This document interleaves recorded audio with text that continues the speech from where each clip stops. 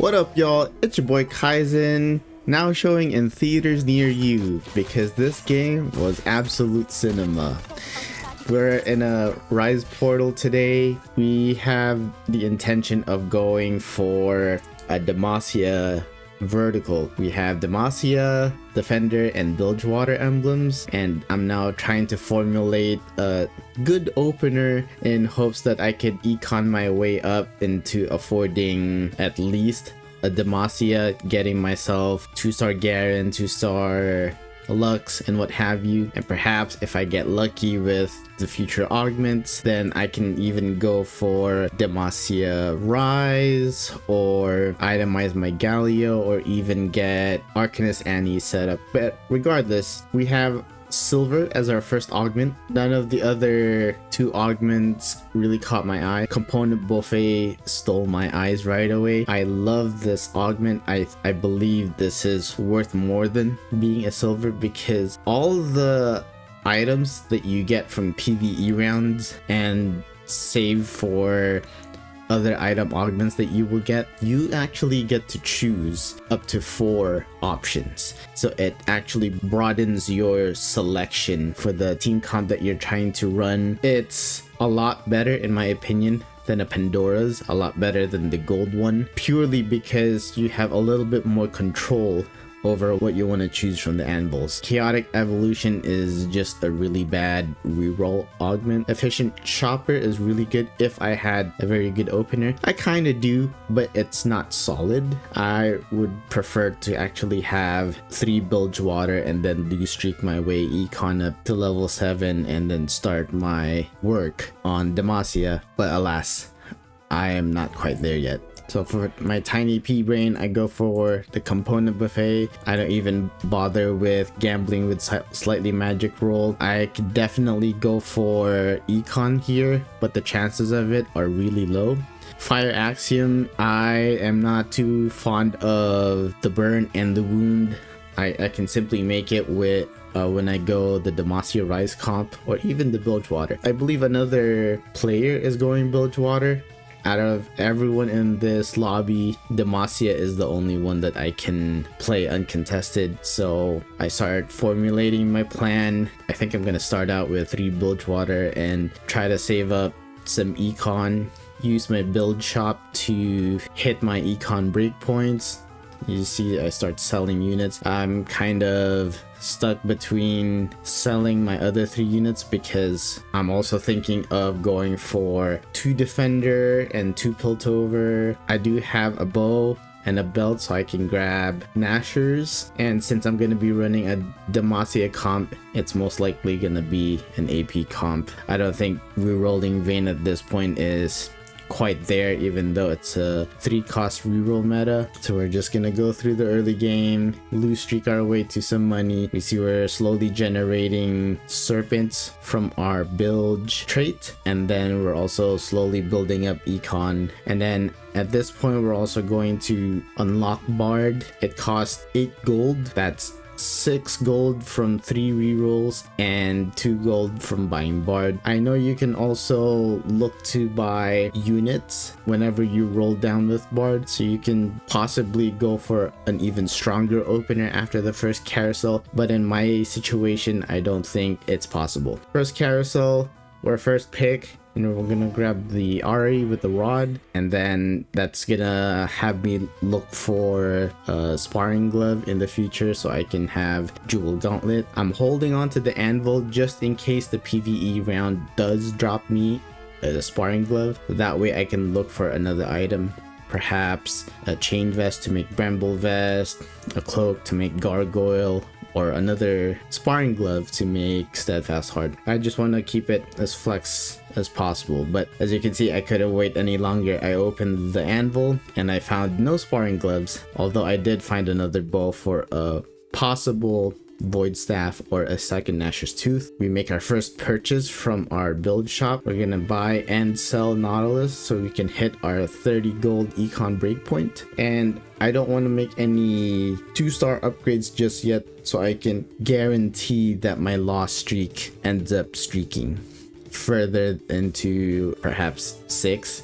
I guess 6 will be If I could control how things will be, I'll lose all the way to 6 and then turn it around with a win. We get a 2-star Jarvan. We can bench Bard. He's not gonna give us either rerolls or champions from his trait because this is a PvE round. But one thing I forget is to bench Illaoi to keep in our 3 Bilgewater trait, and also I won't be able to hit my econ breakpoints. Although I'm already at 50 gold, at that time I valued Bard's reroll more than building up Serpents. Alas, there goes our 6th loss streak and into our second augment. Second augment is gold, and right away it's gold destiny for me. You can already see that my cursor is hovering over it. Construct a companion used to be a good augment, especially a busted augment when you're running T-Hex, but now that T-Hex is so unpopular with its damage nerfed and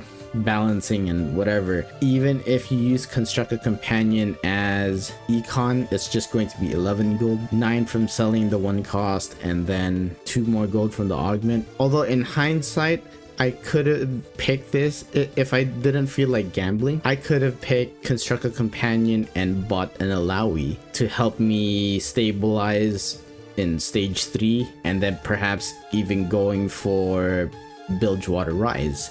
Rise uses similar items. The AP items could also go to Fizz in the form of Jewel Gauntlet, and then Nashor's Tooth can always go to mana to Rise because Rise loves mana, and I could supplement it with another Bilgewater item, perhaps a Void Staff, and so on and so forth. But yeah, I definitely could have taken this and gotten myself an Illaoi. Next time, if I'm ever in a tight spot, I could take this. Other ways I could see this happening would be getting a Sona or a Jarvan. That way I'll have 1 less star level to work with when unlocking Galio. But at this point, I'm too tunneled in, making my econ, hitting 7 at 3-2, and then just rolling for what I got.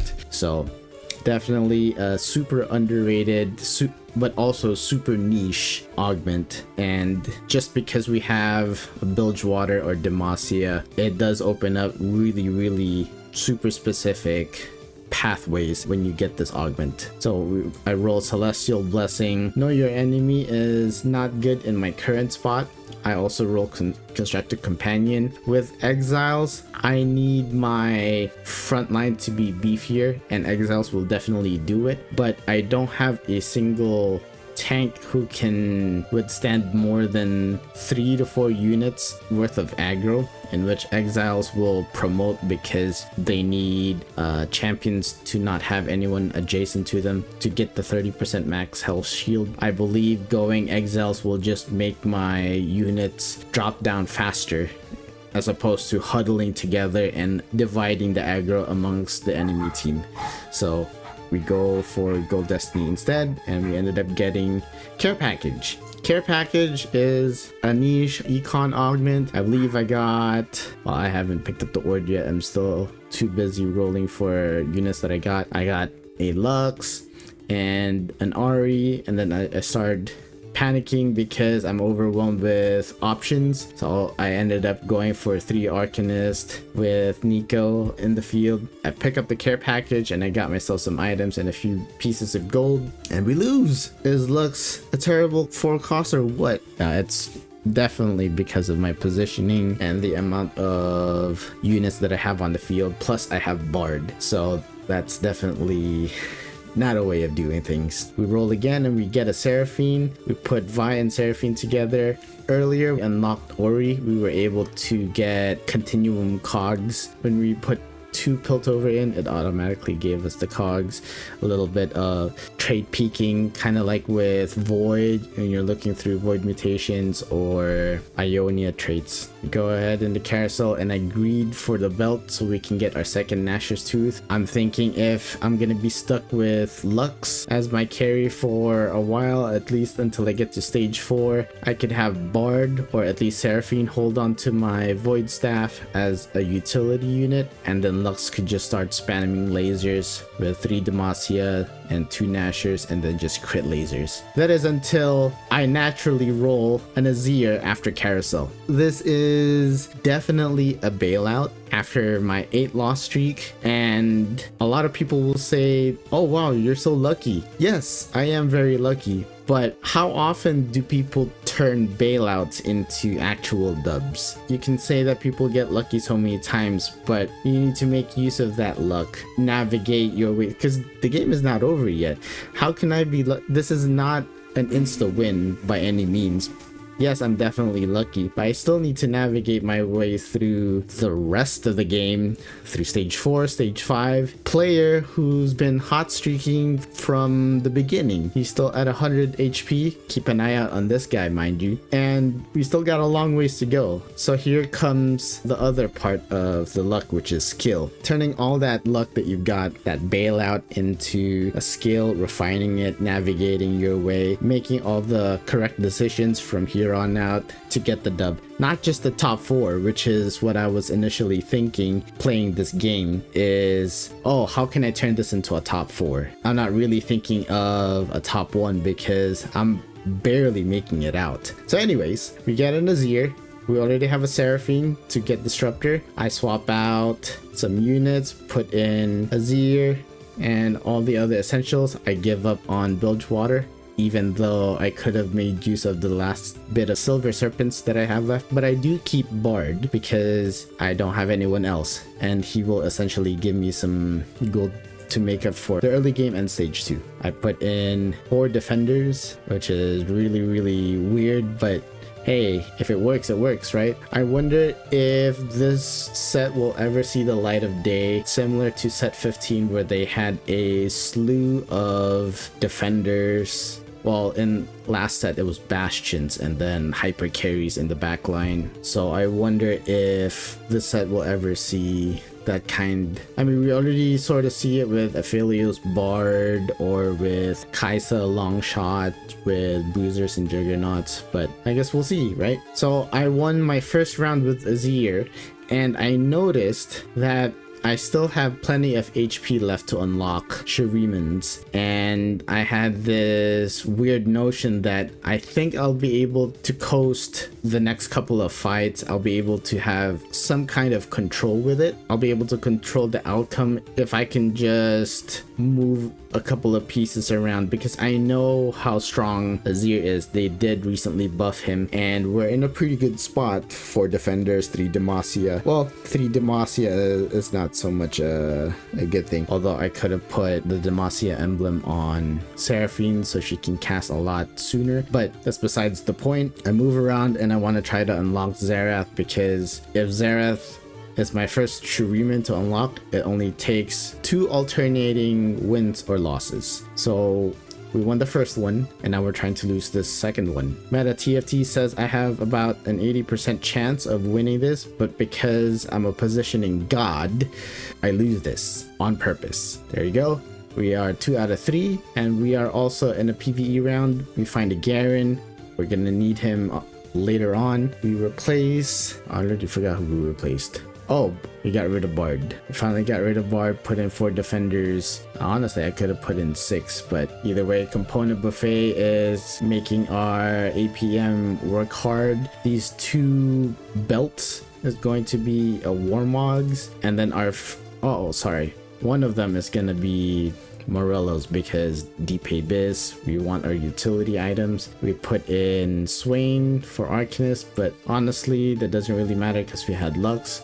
Sub her out for Cho'Gath to get 2 Juggernaut and have some more CC put in our board. We barely win this one. It was a little scary because they already have Pile of Citrus, and there we have our Xerath. We can finally transfer Azir's double Nasher Jewel Gauntlet combo onto a proper caster such as Xerath, and for a unit like Azir, he prefers attack speed items. Although Nashers have attack speed items, between the two, Xerath will make better use of the Jewel and double Nasher combo. Into our third augment is a Prismatic, and now here is another crucial decision time. I'm at 31 HP I can more or less control how the fights are gonna go in the next couple of rounds. I already have Xerath with Beasts. I have an Azir. I have an okay frontline. I have an okay amount of gold. What do I need? Well, if I'm going to be win streaking with Xerath, I'll be getting charms through Xerath's trait, and then I'll also have frontline upgrades through a 2-star Skarner, 2-star Swain, and a 2-star Taric, not counting the 5-cost legendaries that's gonna help us make our board tankier. So what I need now is more damage. We need a combat augment. I got enough items. My frontline is good so far. I think my future items are definitely going to be frontline, and it's going to be easy because we're going into Raptors at 4-7. My future component anvils could easily be pure tank items. In that case, I won't need component heist. I also won't need giant and mighty for that matter, because again, I need damage. I have enough frontline to do my damage. It'll buy my Xerath enough time to shoot his shots, and we need something stronger. We need something that can actually make Xerath more busted than he does. Retribution is not going to cut it. He doesn't need the Omni Vamp. He already has Bis items. The Retribution could definitely go into Renekton and possibly Silas, but that's 2 specific units out of my entire team. I'm still neglecting Xerath, so I need something more team-wide. We roll the first and second one. Well, actually, we roll all of them, and we are blessed with Soul Awakening. This should definitely be a no-brainer. If you are looking for an augment, Soul Awakening should be an insta-pick. Celestial Blessing, I don't even think I'll pick this even if I'm running Slayers. 25% Omnivamp is not gonna make Aatrox that much stronger. Hold the Line would be okay, but because Soul Awakening is a much better stat boost than Hold the Line, and it boosts everyone including my frontline, I mean, what else is there to explain? And then at max stacks, you deal 12% bonus true damage. So not only will Xerath deal an absurd amount of damage through crits and through increasing his spell damage, he will also start doing true damage, and it will crit. Great augment. We finally put in Xerath, and then now we start to assemble our makeshift frontline. We did roll our Bilgewater and Demacia and Defender emblems. Our care package for 4-1 were 2 reforgers. We reforged all 3 of them and got Ishtal, Void, and Warden. And then I reforged every other emblem except Warden, because the Warden emblem is such an underrated emblem. Whenever you gain a shield, you heal for 30% of it. Xerath's charms are already like little mini augments that are guaranteed to boost our team, boost our board in some way, shape, or form. This match ended up being a 64% chance, and it looked pretty close if it weren't for my Seraphine proccing her debuffs and Xerath absolutely blasting the backline. Great. So now I'm looking for supplemental items, and we ended up getting a rod, because I'm thinking, hey, if this is gonna go on any further, maybe I could fully itemize my Azir, possibly in the form of Rageblade. So now we go ahead and try to upgrade our front line. We need at least a 2-star Skarner, 2-star Taric, 2-star Swain. We ended up getting the Swain. For him to be 2-star means a lot, because he'll be able to survive a lot more hits and at least guarantee me 1 ability. We also unlock Renekton, although he's not going to be of much use to us early on. We do also get a 2-star Skarner, which is huge, and now that we have some breathing space, you know, from winning all these fights, very surprising, might I add, for us to get Xerath at such a low level from such a low point in the match, and we were able to turn this around. It's such an amazing concept to me. And so we hit our 4-7 PvE round. I am out of removers, but my intention is to make use of that Juggernaut and apply it on a Taric too, because he could definitely use the durability and act as my main tank. Although Skarner would be a great tank, by himself. Skarner is more of a utility tank than he is a pure tank, even though we give him pure tank items. So after this match, I slacked off and forgot to put in tank items, but no matter. Xerath saves the day with his abilities and charms. Use the magnetic remover and put in Juggernaut, Warden, and Steadfast Heart on Taric. Warden is absolutely broken on Taric because he has massive shields and he heals on top of that, so it's like a double heal. And then Skarner gets the Dragon Claw, the Bramble Vest, and the Warmogs, just multiplying his HP so he can cast his stunning spell multiple times. We take our first loss and it's getting kind of close until we get our Xerath charm. Now in hindsight, I definitely could have locked it. I don't know if it's going to keep my golems until I purchase it or if it's going to reroll into the next round, but nevertheless, because of those golems, I was able to win against this guy. I was able to win against Mr. 100. Well, was until he started losing a lot of HP. He has win streaked, has hit level 10 actually, and went double econ. And now he's at 23 HP and he's sitting on a Ziggs, a Volibear, and pretty soon we're gonna see him again. I'll just leave it at that. It's carousel time. We're looking for items for Silas or Renekton or even Azir. Again, I definitely could have gotten a Rage Blade for Azir because he's one of my immediate units. And by immediate, I mean he's already in play in the field. Although in hindsight, I don't think I needed Azir that much because he's only benefiting from Seraphine's existence as a disruptor. I definitely could have slotted in someone tankier like Shyvana for her damage reduction or Asena for hers and Lucian's damage reduction and damage amp combo. But alas, I already had sold a 2-star Garen. I also have Renekton in line and we ended up going for Giant Slayer because it's the one item that those 3 units have in common. We pick up another Renekton and I'm still upset that I can't make use of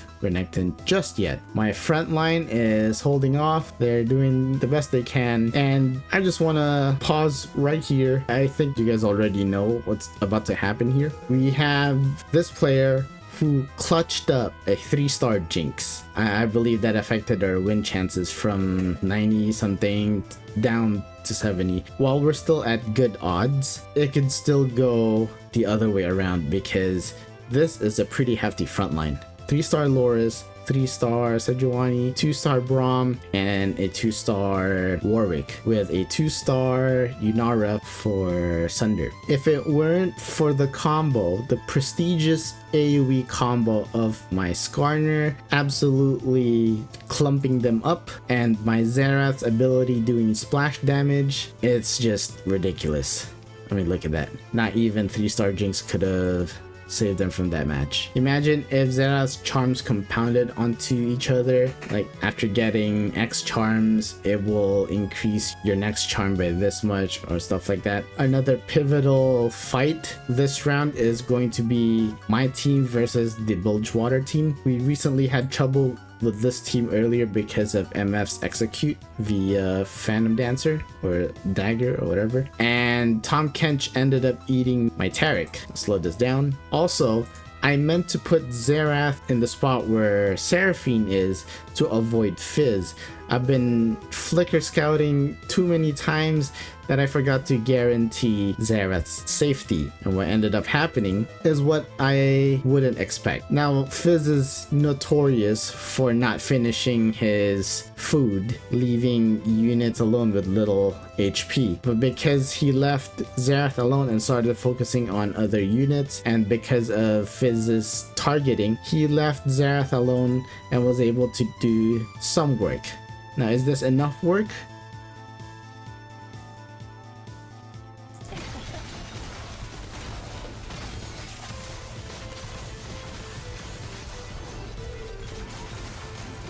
Absolutely, because Taric is a monster. Thank goodness for durability. For someone who doesn't have that many resists, I mean, durability all the way. What a crazy matchup. In hindsight, I definitely could have put in Warmogs on Taric and then Steadfast Heart on Skarner. That way Skarner will have durability mixed in with the HP bonuses and the resist, and then Taric could just beef up his effective HP with a bunch of durability and shields, because there's no way I'll be able to fit in both Bramble Vest and Dragon Claw. One would have to go to the other. So that was a very clutch fight. Our next PvE round is going to give us a bit of money and I believe an item for our Azir. Honestly, I forgot. I've been so hyped with all the explanation, and just rewatching these fights are giving me goosebumps all over again. We hit level 9, we unlock Silas, we replace our Nico with him, and then we open to get Thief's Gloves. Absolutely gorgeous item on Silas, especially if you don't have any leftover items, honestly. If I hadn't unlocked Silas,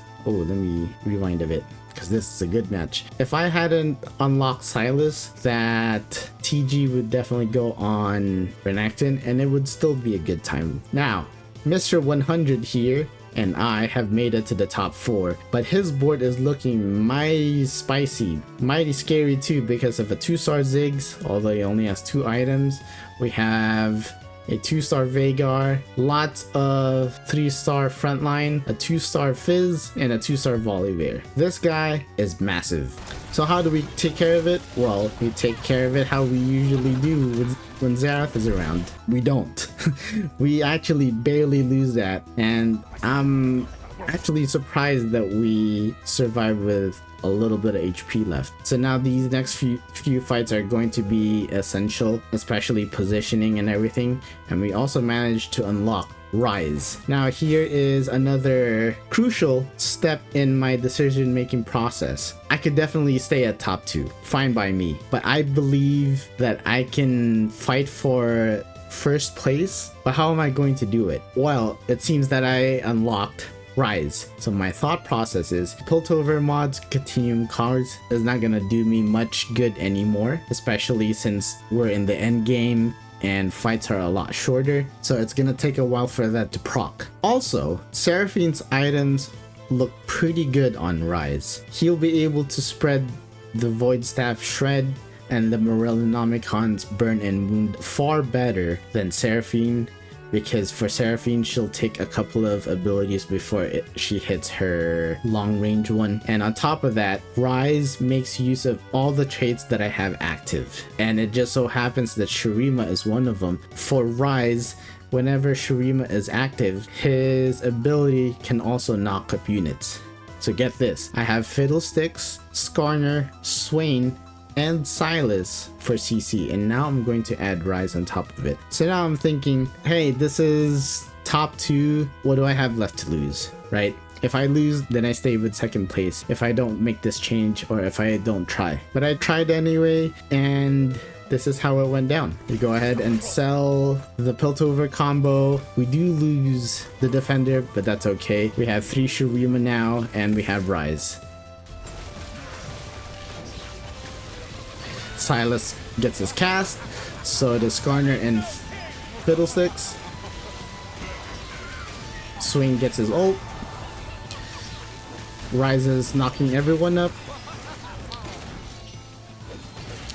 And then Xerath absolutely blasts everyone. What a close match. But we're not done yet. We're still fighting. This is the last round. We get our final charm of the game. Shurimans get 15% damage amp and CC immunity. Perfect for this last match. Although the CC immunity is going to be negligible. I don't think any of them have crucial CCs apart from Kennen. Since Kennen's ability is only 2 hex radius, only Renekton will be affected by it, or I guess not affected by it because of CC immunity. But regardless, 50% damage amp is huge, especially on Shurimans, which mind you is now Xerath and Rise. I do some last minute positioning changes. I look back at him and see that he hasn't moved yet, so I'm thinking maybe I could outwit him. And I'm looking back now, he has a 2-star Zillion with blue buff. So that means he's going to be casting, and also he's in smack dab in the middle,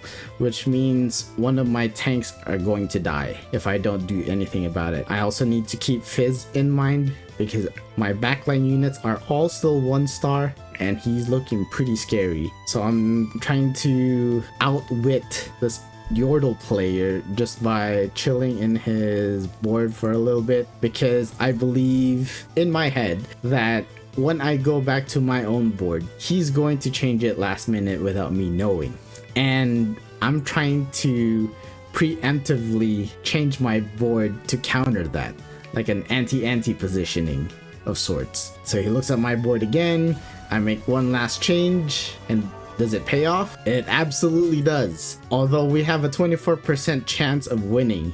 This is a little scary. But again, I'm pretty happy with what I've done so far. I mean, that change from Piltover to another Shuriman and Rise was great decision making on my part. But if I were to win this, I cooked. I absolutely cooked. Now, let's watch.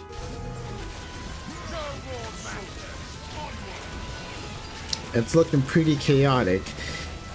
I tried to do as best as I could to avoid Zillion's bombs, keep my tank safe, keep my backline safe, and, you know, try to go for the win. And we absolutely do. Here comes the fun part. When we go back, we're gonna play this little by little. Some could argue that the damage amp definitely helped and should have turned this match into an easy win, but because of their setup, that 24% chance looks absolutely valid. But mind you, I have 4 sources of CC, well 5 including Rise, and what I first noticed is that Fizz is now targeting Azir, so I believe that's already a good thing on my part. Second, my Sylas casts his Jarvan ult, which is a stun, and it ends up stunning the Zillion just before he casts. You can see that his bar has already emptied, which means he was about to cast if it weren't for Sylas. And third, the Zillion uses his first ability on the Sand Soldier, which means my tank is safe. And again, this is all while everything else is happening. Veigar is trying to chew through my Skarner, Ziggs is trying to go through my Taric, Rise and Xerath doing their thing, and then Fizz is going for the early bird. Second Zillion bomb goes to Sylas. Again, he has already casted enough, but since he has blue buff, he can cast again, doing as much damage as he can. But because his ability rotation prevents him from casting the same ability twice, that's fine by me. I have Fiddlesticks casting his ability now on Ziggs and Veigar, preventing them from casting for the moment. And also my Skarner has locked Volibear, Rumble, and Kobuko down, giving my Rise and my Xerath some time to damage. And the third bomb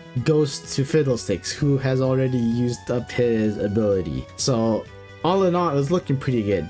I've already lost where Fizz is gone. Oh, here he is. And my Swain also casts his ability. Since there are a lot more units on this side, courtesy of Skarner pulling Volibear in towards this side, he was able to cast his ability on the area with the most units. And so Ziggs and Veigar delay their abilities again, and also prevents Volibear, Kobuko, and Rumble from doing anything else. And then here comes Xerath's first cast, absolutely decimates Volibear, Kobuko, and Rumble, who technically didn't have any frontline items to begin with. I mean, Volibear had the Yordle emblem, but still, the items were sparse on his carries, or supposedly. And then everything else just falls apart.